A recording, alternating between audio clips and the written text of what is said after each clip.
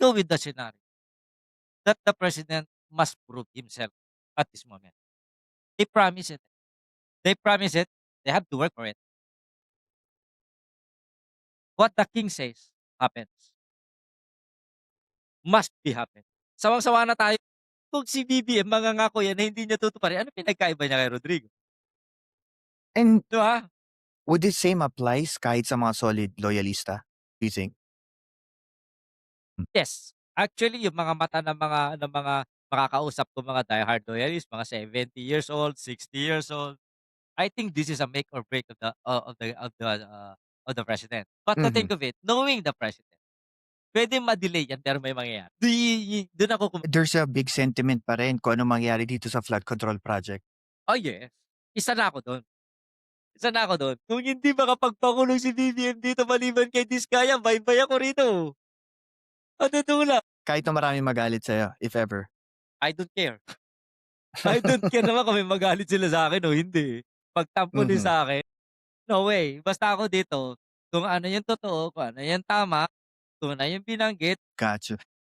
Another, things, ICC naman tayo.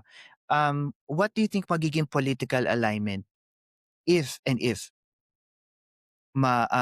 bumaba ang warrant ni Bato de la Rosa and possibly Senator Bongo?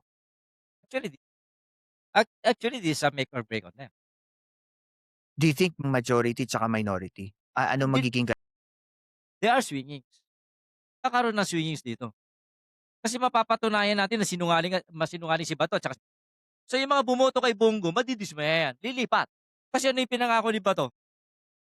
Inosente Mhm, yung ICC nag-take opportunity ng abuso ang Interpol. Yan yung sinabi ni Bato nung eleksyon, eh. Ganyan din ang sinabi ni Bongo. Bakit lamang, ah, itong si Tatay Duterte, si Tatay Digong, para walisin sila, mhm. ah. At kung lalabas yung warrant of arrest, ibig sabihin totoo yung batas, totoo yung mga paratang. May probable cause, may ebidensya. So sino ngayon ang magmumukhang sinungaling? Bongo and Bato. So they are expected to be swing votes. Yung mga nagboto ng berde, lilipat yan sa kabila. Hindi ko alam kung berde, kung pula o dilaw. Basta, there will be a swing votes.